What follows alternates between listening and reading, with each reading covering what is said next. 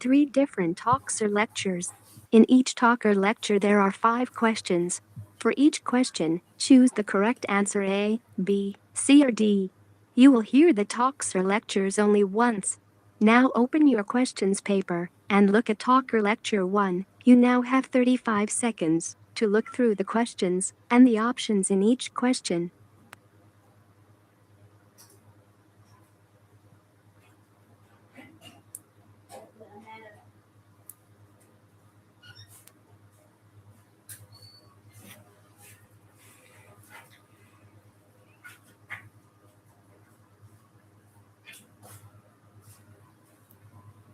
Now we are ready to start. Listen carefully. Right, everyone. About the trip to the Jubilee Arts Centre next Wednesday. As you know, we have tickets for the centre's 2 theatres and the concert hall. Those of you with concert tickets will hear piano music by Chopin and Schumann. Those with tickets for the main theatre will see Shakespeare's Twelfth Night, while people going to the smaller theatre will see The Wild Duck by Ibsen. Although all the theatre and concert tickets have gone, if anyone else would like to join us on the trip, I can get tickets for the Arts Centre Cinema to see the Australian comedy film Spider and Rose. The shows begin at 7:30, but we'll leave early so you can spend time looking round the Arts Centre. The coach will leave here at 3:30 and arrive at the Arts Centre at about 4:45. Let me tell you what you can do there. The centre has a lot for art lovers. In the art gallery, there's an exhibition of the history of Russian ballet. It has dresses and shoes worn by famous dancers and photos of past performances. With your student card, you can get in very cheaply. There are also some interesting free exhibitions. On the ground floor, you can see prize-winning paintings from a children's competition and gold jewellery made by Scottish artists. On the first floor, there's an exhibition of South American photographs, and there's no charge for that either. I know some of you hope to do some shopping. The centre has a bookshop on the first floor, and there's a souvenir shop by the ticket office. If you're more interested in clothes and shoes, there's a large shopping centre, 5 minutes walk from the Arts Centre. You'll probably want to eat before the show. The balcony restaurant has a menu with a wide range of meals and waiter service, but it is rather expensive. Or there's the Fountain restaurant, whose special 3-course dinner is good value for money. There's also Charlie's Coffee Bar, which serves coffee, sandwiches and cakes. You can get fruit juices and ice cream from the cinema kiosk. After the shows, the coach will pick us up at the Bridge Street exit. Everyone should be there by 10:20. The 2 plays will finish at around 10:10 or 10:15. I'm afraid concert goers will have to wait as the concert finishes earlier at 10:10. Now open your question paper and look at talk or lecture 2. You now have 35 seconds to look through the questions and the options in each question.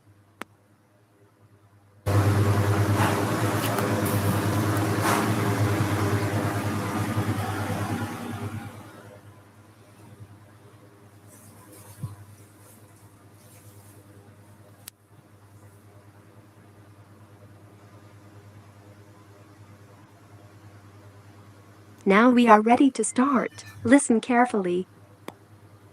And now for a few tips for those of you who are going to go walking this summer. Let's look first of all at the type of bag that you should take with you.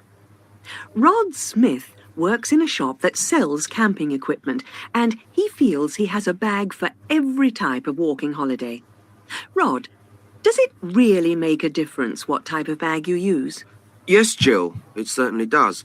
Bags come in every shape, colour and size now, so it makes sense to pick one that is right for your needs. A backpack, for example, could quite rapidly ruin an otherwise good walking holiday if it doesn't fit your back. In fact, the fit is critical, but the choice is so large now that it's difficult to know how to make the right one. So here are a few things to look for. First of all, size. A bag that holds 35 litres and has 3 outside pockets should be plenty big enough for a day trip. For a 4 to 5 day walking tour, I would recommend a bag that holds 70 litres for a man and 50 to 60 litres for a woman. That's along with a tent and a sleeping bag.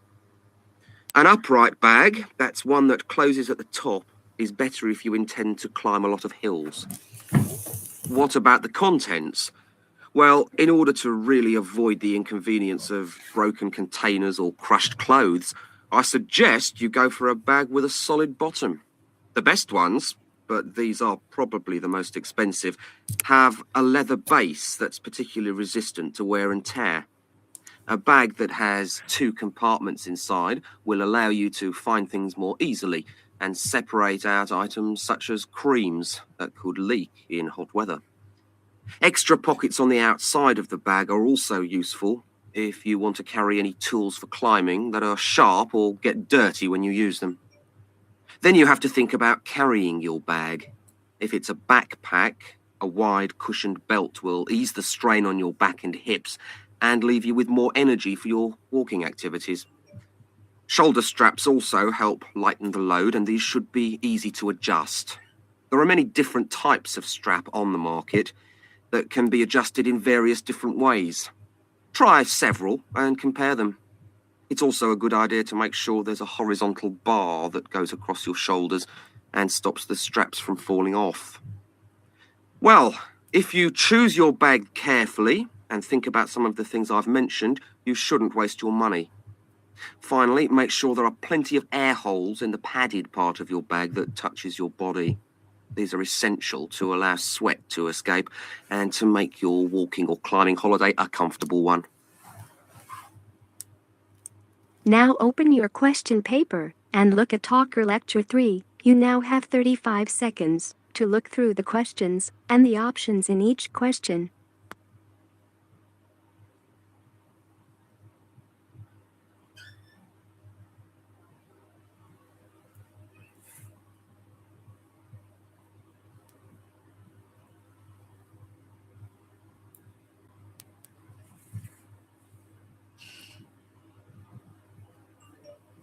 Now we are ready to start. Listen carefully. Thank you all for coming to my talk this evening. It's nice to see so many people in the audience. For those of you who don't know very much about PS Camping, let me start by giving you some background information about the company. The company started 25 years ago. It actually opened as a retail chain selling camping equipment, and then 20 years ago, it bought a small number of campsites in the UK and began offering camping holidays. The company grew rapidly and has been providing holidays in continental Europe for the last 15 years. If you book a camping holiday with us, you'll have a choice of over 300 sites. In Italy, we now have some 64 sites that we either own or have exclusive use of. France is where we have the majority of sites, and we currently have a project to expand into Switzerland. We also have a number of sites in northern Spain, particularly in the mountainous region of Picos de Europa. We've upgraded all these Spanish sites and improved them considerably from their original 3-star rating. We believe our holidays offer superb facilities for the whole family. Parents who want their children to be fully occupied for all or part of the day can take advantage of our children's activities. These are organised by our well-qualified and enthusiastic staff. Each day kicks off with a sports match, perhaps football or volleyball, followed by an hour of drama for everyone. This may include singing or dancing, mime or other activities.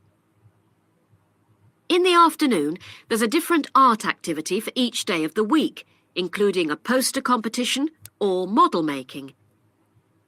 What's more, our sites are truly child-friendly, and with this in mind, we operate a no-noise rule in the evenings. Children's evening activities usually finish at 9:30, or occasionally 10, And from 10:30, holidaymakers are expected to be quiet in the areas where there are tents. We want nothing to go wrong on a PS camping holiday, but if it does, we also want all our customers to be insured. If you haven't organised an annual insurance policy of your own, you'll need to take out the low-cost cover we offer, and we require that you arrange this when you make your holiday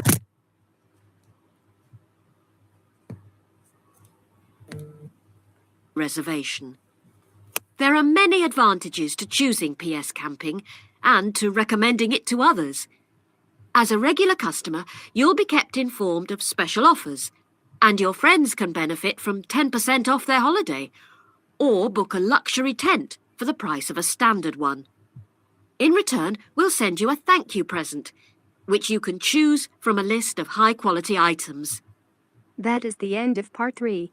Now you have 5 minutes to check your answers and transfer your answers onto the answer sheet.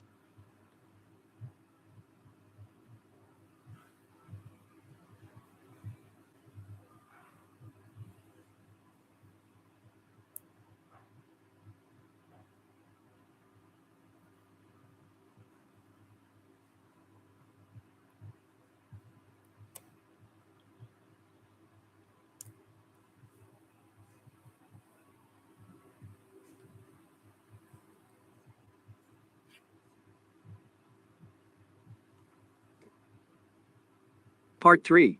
Questions 21 to 35. In this part, you will hear 3 talks or lectures. There are 5 questions for each talk or lecture. For each question, choose the correct answer A, B, C or D. You will hear the talks or lectures only once.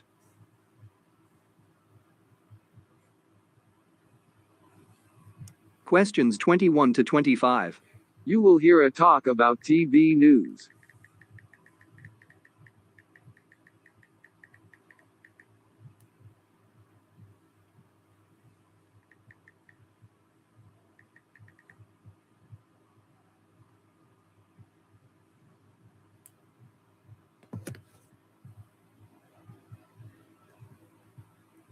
Young people are not watching TV news. This is BreakingNewsEnglish.com. Young people in Great Britain are watching less and less news on television. This is according to Ofcom, a regulatory body that oversees broadcasting practices in the UK. This comes as no surprise as young people become increasingly addicted to their smartphones. Youth are opting for online distractions like YouTube videos, social media, and games rather than switch on a TV and watch a news program. Britain's Guardian newspaper reported that the youth of the nation are more likely to get their day's news about the world from social media or by reading graffiti in bus stations than seeing it on the telly, with the average 16 to 24-year-old watching just 2 minutes worth of live TV news per day. Ofcom commissioned research into the news viewing habits of people around the country. The report is called News Consumption in the UK 2019. The research suggests that young people are increasingly using social media as their primary news source. Researchers wrote, "There is evidence that UK adults are consuming news more actively via social media." They reported an increase in posts and comments on Facebook and Twitter about the news compared to last year. Ofcom suggested presenting news stories in less complicated, more accessible way to attract young people's attention. Some people suggested this would be dumbing down content for young audiences. This is Melanie reporting from the United States.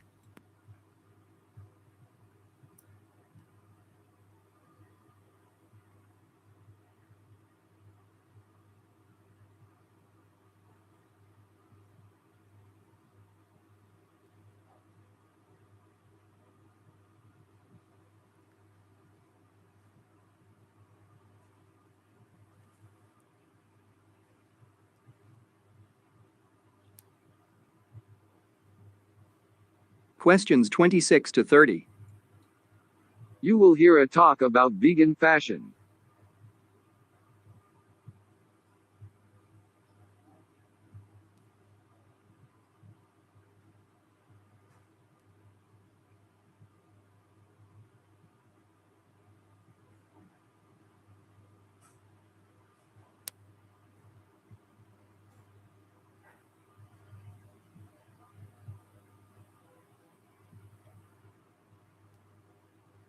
Vegan fashion is becoming more popular. This is BreakingNewsEnglish.com. There has been a dramatic increase in the popularity of veganism around the world in the past decade. Many people are becoming vegans in an attempt to lead a lifestyle that is more conducive to helping the planet. Giving up eating meat, dairy, and other food from animals constitutes the bulk of changes vegans make to their lives. However, an increasing number of vegans are now extending their beliefs to fashion. There is a considerable increase in the sales of vegan clothing, footwear, and accessories. Retailers are marketing products that are free from cow skin and other animal products. Shops are full of synthetic fur coats, plastic belts, and shoes made from tree bark, recycled plastic bottles, rubber, and coconut fiber. Research in the United Kingdom revealed that 42% of shoppers considered animal welfare before buying clothes. The researchers discovered that people of all ages would consider purchasing vegan footwear. The trend in vegan fashion has also reached luxury brands. Designer Stella McCartney has designed a new range of fashion that is free from leather and makes use of recycled products. Her new collection is based on a theme of the iconic 60s group, the Beatles. Ms. McCartney's father, Paul, was lead singer of the group. She has designed leather-free yellow submarine sneakers and colorful fake fur coats. Ms. McCartney is a committed animal rights activist. This is Ken Jones reporting from Seattle.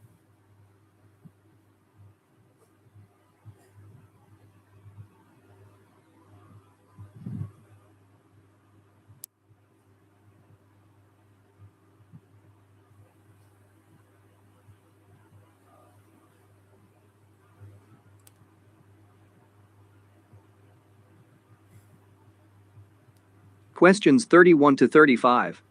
You will hear a talk about Alan Turing.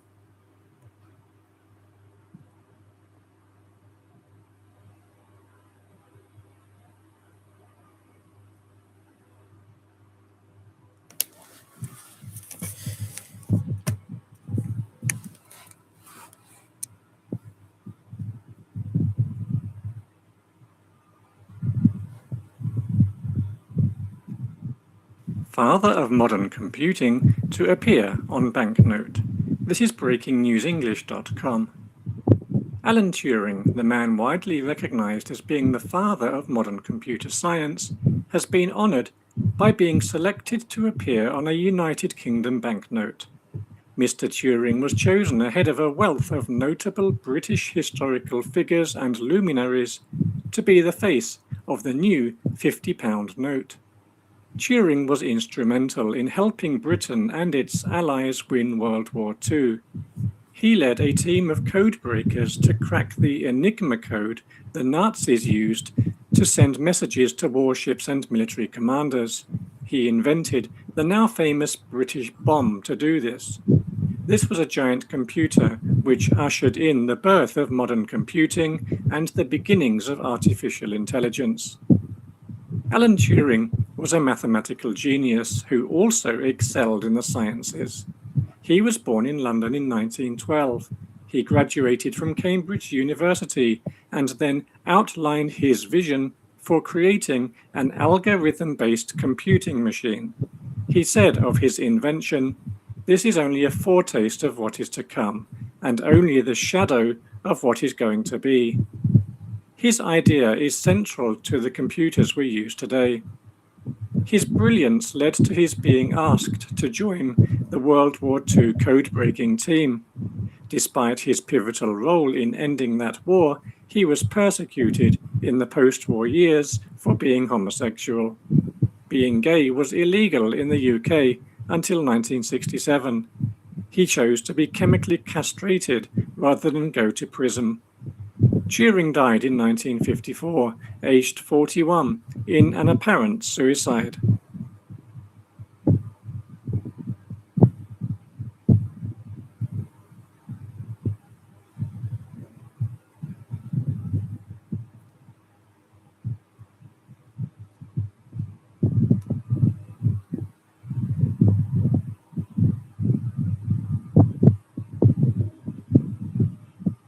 That is the end of part 3.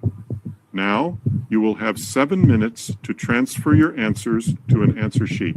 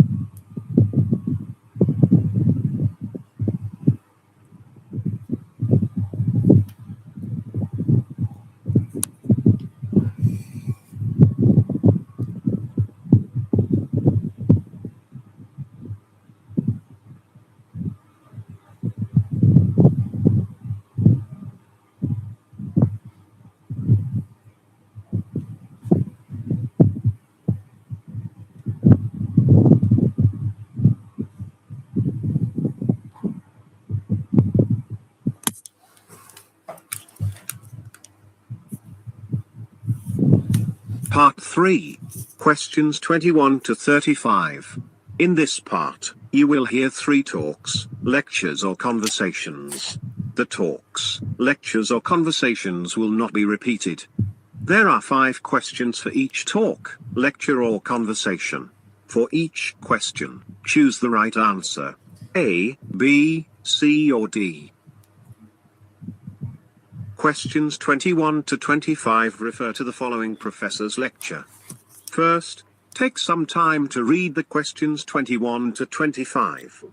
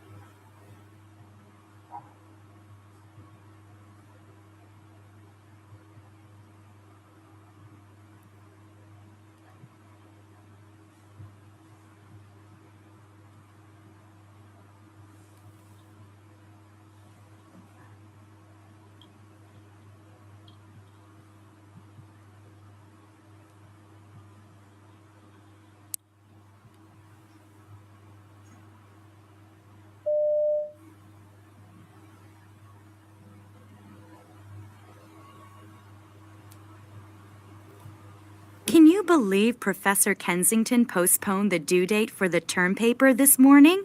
It's unbelievable. Yeah, it was crazy. I've been spending days and nights in the computer lab writing up that paper. I only did that because he kept on emphasizing that he won't take any paper that's not in his office by noon today. I heard that too. Jessica and I stayed up half the night trying to finish it. I think it was 3 o'clock in the morning when we finally had the 3rd draft. I barely had any sleep. You had Jessica to help you? At least you had someone to proofread your paper and help you with the research. It was a nightmare for me. I didn't even have time to proofread my paper. Well, I'm really upset that Professor Kensington was so inconsiderate. Don't you agree? I guess it was a hasty change, but I think he did it for us students. You really didn't get enough sleep, did you? You're not thinking straight. I can't possibly see how I can understand his hasty decision that way. Well, as much as I'm unhappy with his last-minute decision, I think he did it so that we could have one more chance to look over our work before turning it in. Besides, an extension of 2 days isn't going to change anything drastic in our papers. I suppose. Still, I would have had more time to study for the calculus exam, which was today, if I hadn't had to spend so much time and energy on that paper. Oh well, at least he didn't tell us to hand it in earlier. That's right. Anyway, I'm not going to spend another 2 days on the assignment. I'm handing it in after the next class.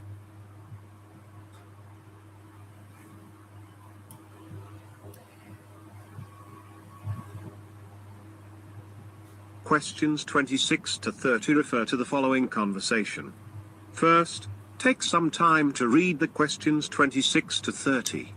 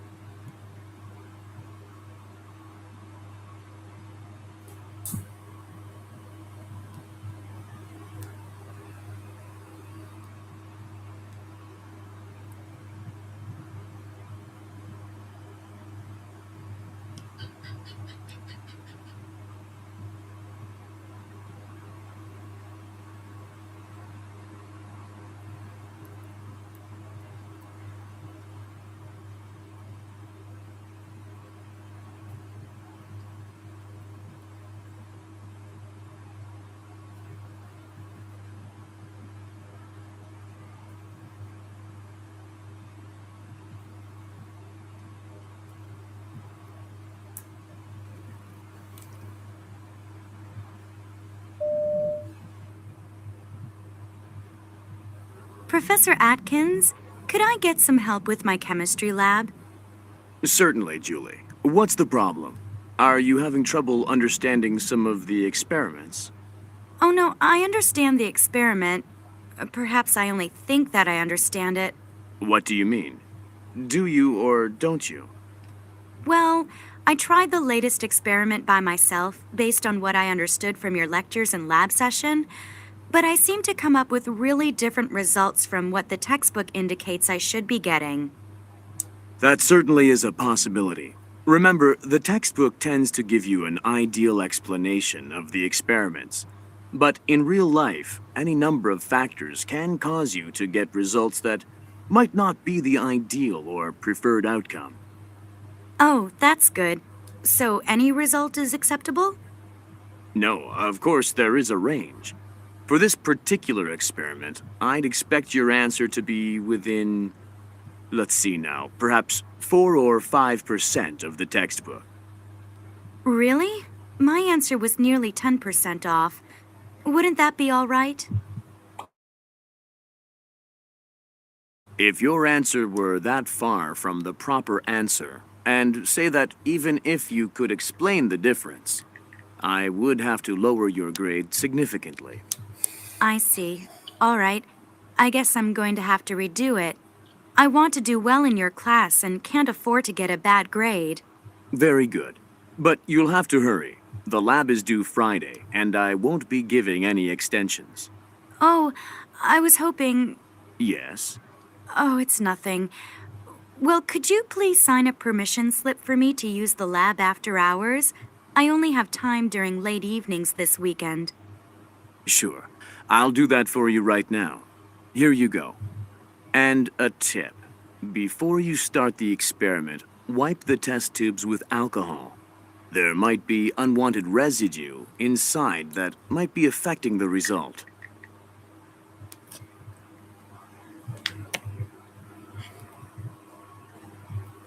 Questions 31 to 35 refer to the following professor's lecture.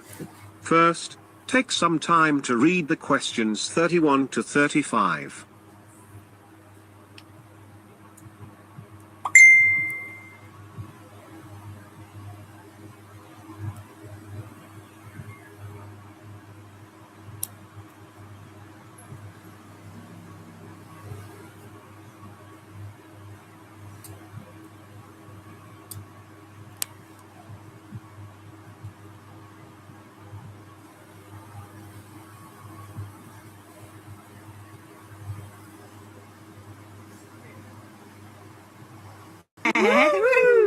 And the Edinburgh